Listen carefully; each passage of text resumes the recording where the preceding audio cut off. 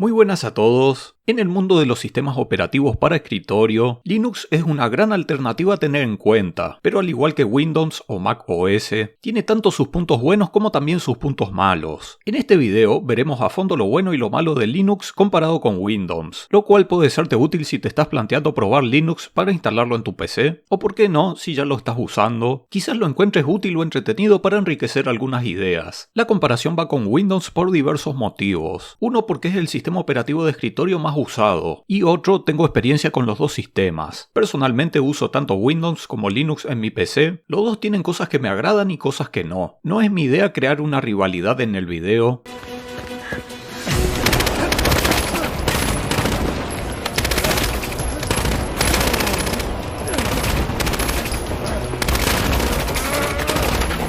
sino brindarte información que te pueda ser de utilidad desde una perspectiva neutral. Comencemos con el video empezando por las cosas buenas de Linux.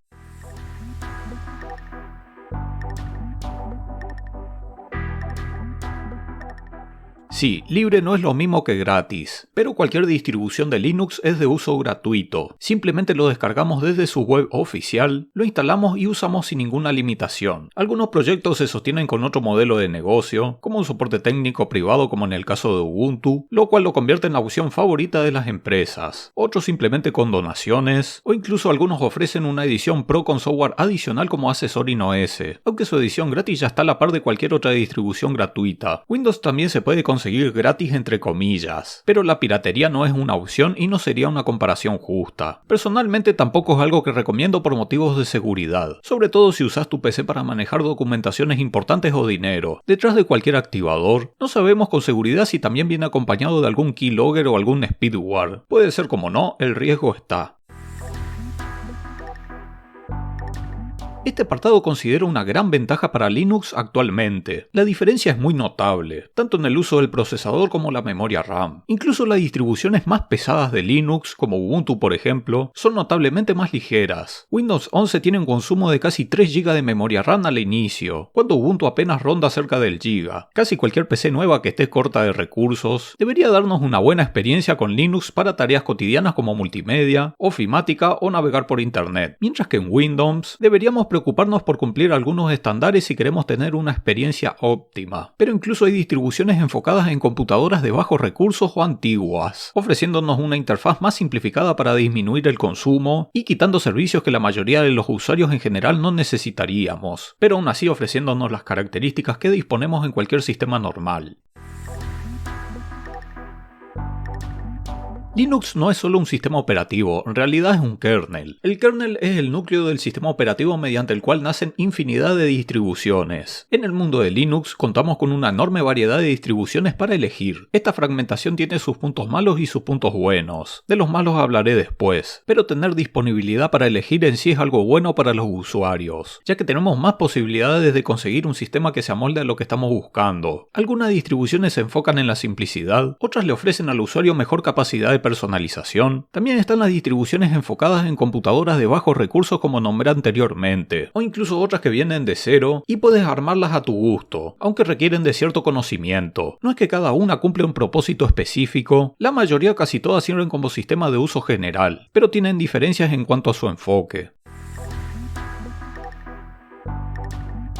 En lo que respecta a software, Linux nos permite hacer prácticamente lo que queramos en nuestra PC, una característica que Windows está perdiendo cada vez más con el tiempo. Hay una tendencia en los sistemas operativos estos últimos años en simplificar el sistema para que sea más sencillo de usar para los usuarios. Quiero aclarar que estoy de acuerdo en que hay que simplificar las cosas, pero no me parece bueno cuando esto ya implica limitar opciones o características, ya que nos limita a aceptar cualquier cambio que no nos guste del sistema por parte de la empresa. Un ejemplo es cuando Microsoft decidió quitar el menú inicio en Windows 8 o en Windows 11, donde al menos en sus inicios estamos obligados a tener la barra de tareas en la zona inferior. Hay formas de arreglar esto instalando programas externos, pero el hecho de instalar programas o aplicaciones para esto es una desventaja. Estos programas necesitan ser actualizados constantemente para mantener el funcionamiento, y nada nos asegura que dejen de funcionar o tengan problemas el día de mañana. Linux es mucho más flexible con esto. Personalmente, a mí me agrada Linux Mint con su entorno Cinnamon. A mi gusto tiene un equilibrio muy bueno en personalización y simplicidad. Incluso tengo un video donde donde muestro cómo personalizarlo de distintas maneras para darle un aspecto más moderno o incluso al estilo Mac OS.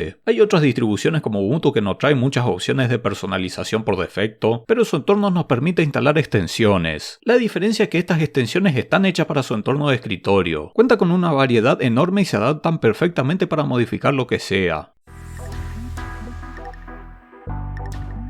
En este apartado hay muchas cuestiones de por medio para analizar. En el caso de Windows, considero que la seguridad no está nada mal. El problema en gran medida viene que al ser el sistema operativo más usado en el escritorio, también es el objetivo favorito de los hackers. Y todo el malware hecho para Windows no funcionará en Linux, ya que el código para ejecutarse no es el mismo. Pero la ventaja no viene solo por ahí. La estructura con la que está hecho Linux también lo vuelve un sistema mucho más seguro. En Linux, para hacer cualquier modificación o acción importante que modifique el sistema, necesitamos tener permiso de administrador. Es decir, tenemos que poner nuestra contraseña para habilitar cualquier cambio importante, de lo contrario eso queda totalmente bloqueado, de manera que ningún virus podría hacer modificaciones, a menos que lo autoricemos nosotros. Ni siquiera las particiones pueden ser modificadas. Algo de lo que no se habla mucho tampoco, es que en Linux descargamos e instalamos aplicaciones a través de repositorios verificados y seguros, lo cual evita enormemente el riesgo de ser afectado por algún malware, mientras que en Windows estamos acostumbrados de toda la vida a descargar archivos .exe de internet que puedan venir de cualquier lado. Si bien Windows ya cuenta con tienda de aplicaciones desde hace tiempo, no tenía muy buena recepción por parte de los usuarios. Recién con Windows 11 está empezando a popularizarse al haber hecho algunos cambios en sus políticas. Viéndolo desde la siguiente perspectiva, yo estoy muy seguro de que si le presto mi PC con Windows a una persona que no tiene muchos conocimientos de informática y no sabe qué cuidados hay que tener, me la puede devolver hecha un desastre. Por ejemplo, que a la hora de instalar un programa, no verifique que haya una casilla extra para instalar alguna aplicación rara, o un adware que meta publicidad en la PC. Para nosotros quizás es algo obvio, pero no exagero cuando digo que la mayoría de la gente no sabe sobre este tipo de cosas. Algunos incluso desactivan el antivirus y un leme se los dice. Ahora, si a esa misma persona le presto mi PC con Linux, me quedo con la tranquilidad de que esa PC va a volver impecable. Hablando de software, claro. Bien, así como Linux tiene sus puntos buenos, ahora pasaremos a ver los puntos malos o desventajas.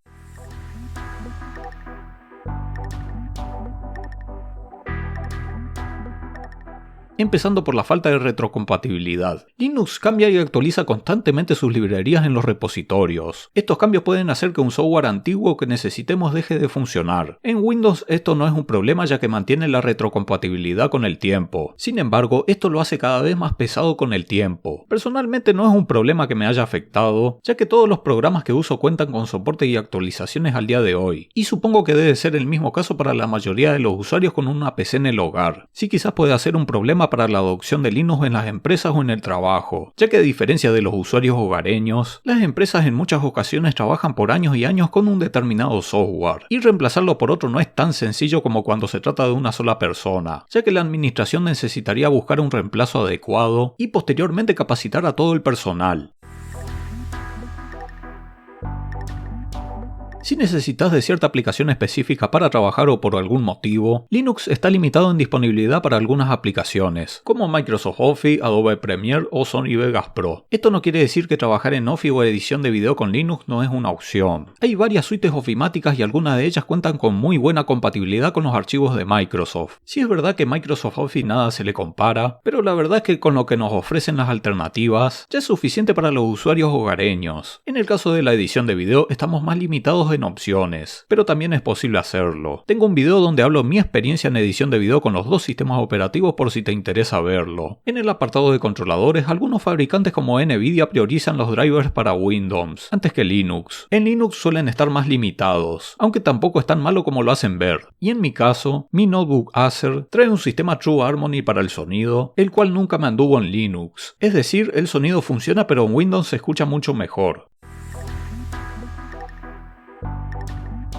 Aquí pasamos al lado malo de la fragmentación. Así como tenemos más libertad para elegir un sistema, esto también hace más complicado la adopción en Linux y tampoco le da una estandarización. Esta fragmentación no solo se da con distintas distribuciones, sino también en el entorno de escritorio, lo cual cambia totalmente la interfaz, o en gestión de paquetes, lo cual cambia las fuentes mediante las que se instala el software. Esto trae diversos problemas en varias áreas, en mayor medida a los usuarios principiantes. En el soporte técnico, imagínense brindar este servicio teniendo en cuenta todas las distribuciones y escritorios, y estar guiando a un usuario sin muchos conocimientos en informática, que probablemente no sepa siquiera qué entorno de escritorio está usando. Para los desarrolladores, también significa una carga adicional distribuir su software a través de distintas fuentes, aunque este problema se está minorizando con el tiempo gracias a algunos proyectos como Flatpak, que busca ser un gestor universal para todas las distribuciones. Muchas distribuciones también están brindando la opción de instalar aplicaciones a través de distintas fuentes. Este problema no afecta en gran medida a los usuarios más avanzados, quienes por el contrario saben aprovechar las ventajas de esto.